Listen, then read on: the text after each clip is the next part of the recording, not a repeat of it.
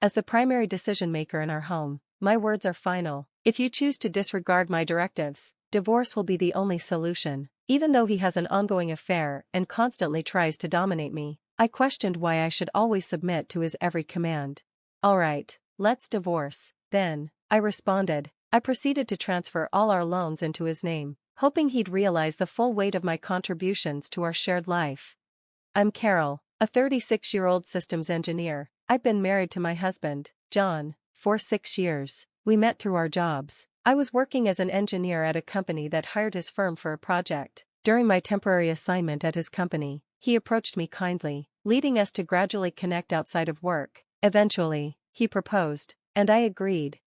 Once we married, I left my job. Engineering was demanding, leaving me physically and mentally exhausted, and the pay wasn't great. Fearing that a full-time role would strain our marriage, I decided to work as a freelancer. This shift allowed me more time for household responsibilities and quality moments with him.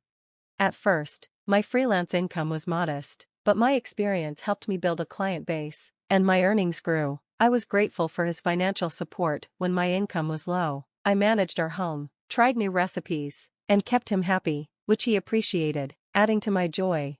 Initially, we were respectful and content, but after a few years, he suggested buying a new house, which surprised me since he was usually unconcerned with saving. I suggested we save up more, but he dismissed the idea, convinced his income was enough. Unaware that my income had been covering many expenses, he assumed we had no financial struggles. To protect his ego, I had hidden the fact that my earnings bolstered our budget. When he became enthusiastic about building a new house, I tried to compromise on cost. "What kind of house are you thinking about?" I asked, aiming to keep the design modest while meeting his demands, but meeting all his preferences would raise costs. "What's the big deal? This is a once-in-a-lifetime purchase, and I make enough, right?" he argued confidently. I regretted not being upfront about my income growth, thinking it might calm him down. "John, about our finances, a lot of my earnings have gone toward our expenses," I admitted. He seemed doubtful. "You're joking," he said dismissively. "I'm serious," I replied, hoping he'd reconsider a smaller home, but he was adamant and took out a loan for a house his salary alone couldn't support. For a time, I thought we managed reasonably well, but his spending soon spiraled out of control. He began buying luxury items and socializing nightly with coworkers. He worked overtime to afford it, but his spending habits grew unsustainable. Nevertheless, he pressed on with building the house. When we finally moved in, he exclaimed, "This is fantastic. A house like this is a real mark of success."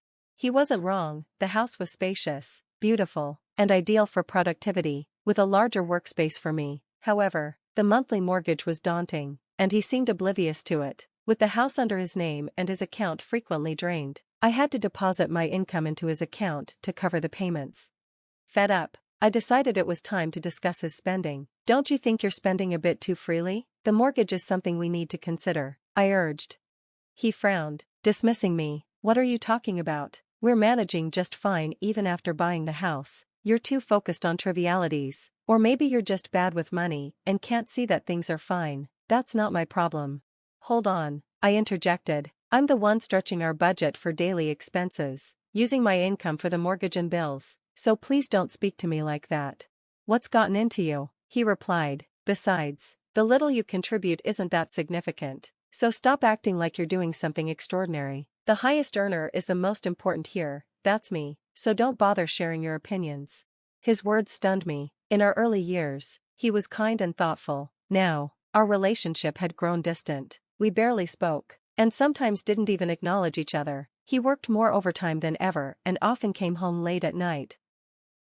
I wondered if it was even possible to keep living this way, sharing a house without any genuine connection. Perhaps divorce was the better option, though a part of me still hoped for reconciliation. After careful thought, I decided to reach out to him, but just as I made this choice, my resolve crumbled. One weekday, while I was out shopping for a friend's birthday gift, I saw him. He wasn't at work as he'd said. Instead, he was in town, dressed casually, and strolling with a young woman I didn't recognize. Suspicion immediately took root. Could he be having an affair?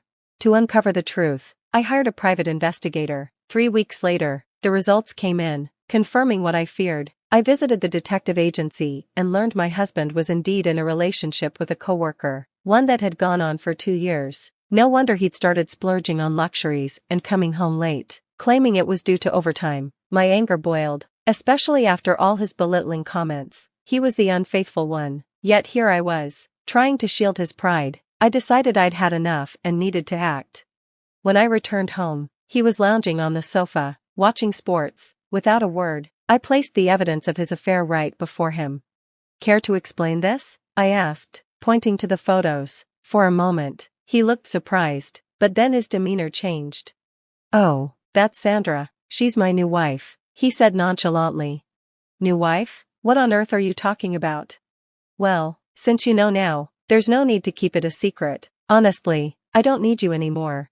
"What is that supposed to mean?" "Let's face it, you're not useful to me anymore, but Sandra doesn't want to handle housework, so you can stay and take care of those tasks for her." "Are you insane? I'd never agree to something so ridiculous." His face flushed with anger. "I'm the one who earns in this household, so my word is law. If you can't obey, then a divorce it is." Even after his betrayal, he still tried to control me. Why should I submit to him? "Fine, let's get a divorce, then." "What? Clearly, you're the one who's been unfaithful, so this marriage is over. Let's go through with the divorce." He hesitated but ultimately agreed. "Fine, just don't come begging to me later, but you'll need to help with transferring the bills and car loans." Shortly after, I transferred all loans into his name and finalized our divorce. He might have thought it was the end of things, but for me, it was only the start. I wanted him to understand just how much I'd supported his life. The day after the divorce, as I settled into my new apartment, I started getting multiple calls from him. Since he hadn't yet paid any compensation, I hadn't blocked his number. When I finally answered, he sounded desperate, asking to meet. Reluctantly, I agreed to meet him at a cafe, and he brought his mistress along. "Well, you both seem like quite the pair. What's going on?" I asked, noticing their tense expressions. "Why didn't you mention the loans were so high? And what's with all the expenses, food, utilities, car loans? You're trying to dump all that on me," he accused. "I left that house and divorced you. It's only natural those expenses are now yours." He clenched his fists. "This is fraud. I'm taking you to court."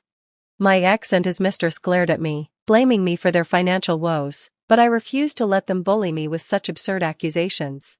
"It's your own fault for not understanding the finances. I showed you the paperwork. Since the home loan was initially in your name, it's only right that you handle it now. Until the divorce, I was transferring funds to cover it." "How could you, with such a small income, possibly have contributed that much?" he asked, bewildered. To clear things up, I explained my work situation. As a freelance engineer, I was making nearly $200,000 a year. "What, is that true?" Whether he believed it or not didn't matter. His shock was evident, but my focus was elsewhere. "More importantly," I added, "since I haven't yet requested compensation, I'll be pursuing it with a lawyer." "Are you trying to take advantage of us?" "Just claiming what I'm legally entitled to. I'll also be seeking compensation from your mistress." And that's exactly what I did. I received compensation from both of them for the emotional distress they caused me. Interestingly, the mistress was horrified to discover that he hadn't been paying for the loans with his own money. She left him the very next day. Their relationship crumbled when the funds ran dry. As for my ex, he now leads a lonely life, struggling to meet his loan payments and expenses while juggling work and financial hardship. It's a deserved outcome. In his frustration, he even spread gossip about his affair at work, hoping for sympathy. Instead, his mistress accused him of abuse, leading to a public spat. Neither was believed, leaving them with ruined reputations. Eventually, my ex's mounting debts and inability to focus on work led to a demotion and a pay cut. It's his own fault. Meanwhile, I've settled into a new high-rise apartment. It was a little daunting at first, but now I'm truly enjoying this fresh start. Although I'm not ready for marriage or romance yet, I know I'm not closed off to the idea forever. When the time is right, I hope to build a supportive, balanced relationship. For now, I'm focusing on my career and enjoying this newfound peace.